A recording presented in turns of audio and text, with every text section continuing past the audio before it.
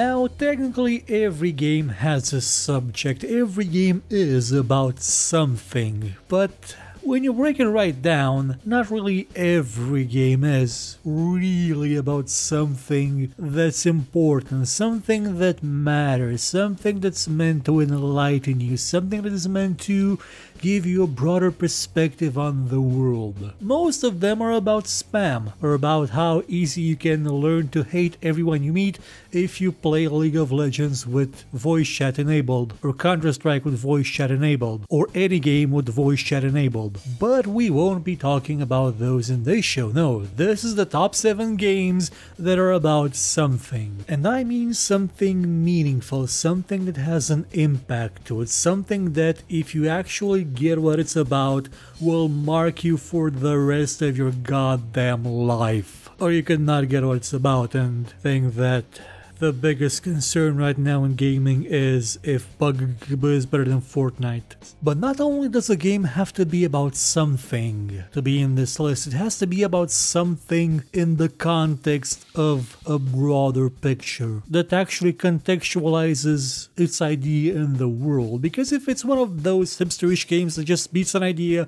over the head over and over and over again until you get sick of it, or an abstract Jason Rohrer game, then no. But to be fair, Jason Rohrer does make very interesting games that I encourage you to play. That being said, let's get it started with number 7, Spec Ops: The Line. When they began marketing this game, the only thing that it seemed to be about was the sand mechanics. But as it got closer to release and it was finally played by people, they realized, oh, it's a really boring cover shooter that's meant to be boring. It tries not to necessarily glorify the killing you do, because basically you're killing your own people all throughout while trying to be a hero, but turns out you're kind of an asshole with a gun and a hero complex that goes on a killing spree that could have been avoided and suffers horrific PTSD because of it. It's a game about how war is actually really shitty, and whenever a game glorifies it, they're being very shitty about it. It's a game about how all the good intentions in the world won't matter at all, because at the end of the day you are committing atrocities while believing you're doing something good. And when that doesn't work out anymore, you still want to think you're doing something good, so you start inventing villains. Because after all, if you're doing bad things, then you're the villain. But that can be, for you are the hero, are you not? Turns out you're not. Number 6, Ultima 4 through 6. I made 3 videos detailing exactly what these games are about, so I'm lumping them here together because they are about one continuous idea. Ultima 4 wasn't about you slaying the monster and becoming the would-be hero of a world and saving damsels in distress, usually ones that were placed in jail by Lord British in the first place, that bastard. Instead, in Ultima 4 you were just someone that, in order to become a hero, had to transcend the basic faults inherent in human behavior. It was about embracing love, truth, and courage, about placing virtue above your own needs, about becoming the change you want to see in the world. Ultima 5 was about how every good thing you did, every attempt to inspire the ones around you, were turned into fascism, and then into outright justification for genocide. If you want a more elaborate version, go check out the series about how Ultima managed to convey complex philosophical ideas, even though they were really old games that didn't even have complete text in them, because there was no way to fit it. Number 5, Mod 1. The progenitor of the MMO was a game that, although was modeled on titles like Colossal Cave Adventure and Zork maybe, it was really more about you interacting with other people as the you would want to be. About you growing as a character, as a person inside the game, and then when you manage to reach the highest level, when you achieve the goal of conquering this world,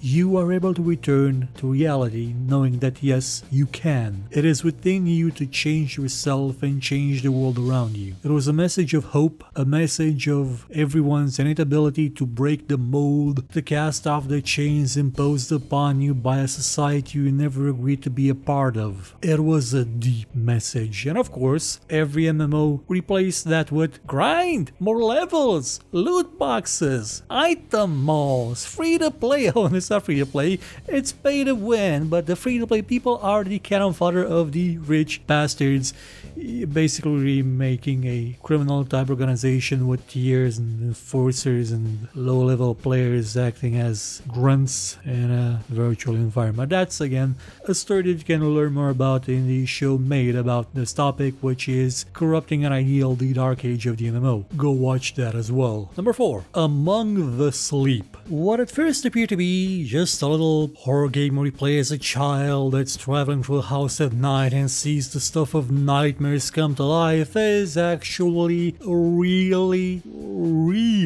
potent game about child abuse. Spoilers! This game is about a child abused by its mother, an alcoholic. And everything you're seeing in the world is the child's interpretation of their parent, of their life, of their suffering that they don't yet understand. Because they're a child, they're a baby. They don't have the mental capacity yet to judge other people for their crimes. And the ending scene is just going to punch you in the face with a shovel repeatedly, because it's extremely heartfelt and absolutely devastating. And it doesn't involve any dead babies. If you're wondering, that's just something that people who did not understand the game made up. You just don't see a lot of games about child abuse, especially when it's from the perspective of the child. And that's a heavy subject. Number 3. Metal Gear Solid 2, also known as the game that predicted the internet as we have it now. A game that is about lying to you. It was about lying to you from the moment they first showed the first scenes of it.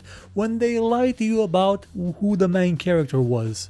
When they lied to you about who you were playing as, why you were there, what you were doing. And throughout the entire game you are lied to. When you're given glimpses into a world where everything that everybody sees is a lie. You can't trust the news. They're made by people with their own agendas that are driven by different interests and different shadowy organizations and groups of interest that really strive to manipulate your worldview so that it conflicts with that of their opponents and meshes more with their plans. It's about how useful idiots can perpetuate lies and horrors. It's a game that really understood where the internet was going even before social media became a craze, even before the infinite amount of aunts, uncles, grandparents, parents, and more useful idiots in general just share that spam and lies and non-stop without any sort of filter in their mind, without any sort of process between their hand and their eye that lets them think for a second, should I share this thing that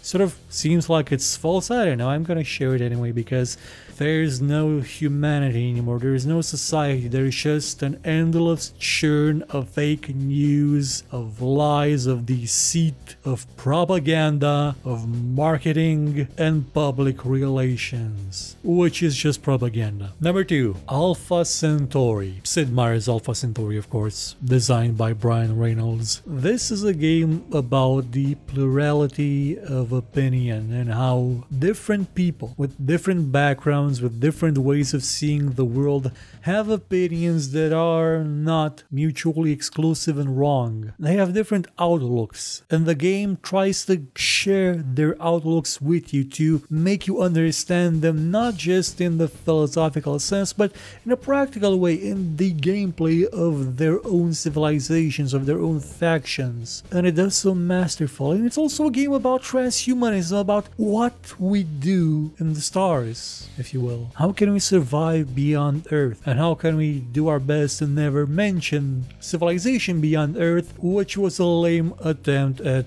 ripping off Alpha Centauri. Though honestly it was more of a lame attempt at ripping off Pandora First Contact, which when itself was a spiritual successor to Alpha Centauri, done with like a budget that's composed mostly of I think it was some raisins someone left behind the couch once a couple of years ago. It was still a nice game. Pandora, I mean, not Beyond Earth. Alpha Centauri is a game about economy, it's about ecology, it's about space exploration, it's about media manipulation, it's about culture. It's about transhumanism. It's about so many goddamn things. It's about human civilization going beyond what made us human, going beyond what we know. And number one is Planescape Torment. Speaking of a game that's about many things, this one is a doozy. This game is a philosophical work of art. You play as an immortal, one that's lived and died so many times and has forgotten so many things, has forgotten his own self and what that self has done over the countless ages, what that self was capable of. And you spend many hours unraveling your own self, understanding yourself. It's a journey of self-exploration that delves really deeply into the psychology of humans, of people, into concepts like what we leave behind in a way. Even though that was supposed to be the idea of Numenera, Torment thing. It's a game about life, about death, about